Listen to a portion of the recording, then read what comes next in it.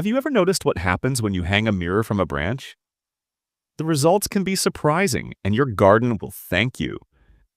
Today, I'll show you how this simple trick can protect your plants in the most natural way. Take a small mirror, make sure it's firm enough, and tie a strong thread or string around it. Hang it from a tree branch where it can swing freely in the wind. You can also place it near windows or doors if needed. The secret lies in movement. As the mirror shifts, it reflects sudden flashes of light that confuse and scare away birds and insects. These flashes act like a natural shield, keeping your plants safe from unwanted visitors.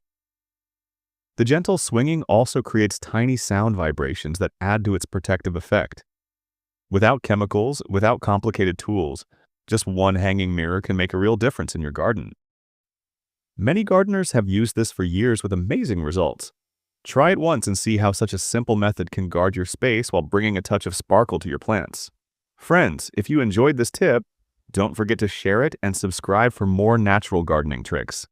Thank you, and see you in the next video.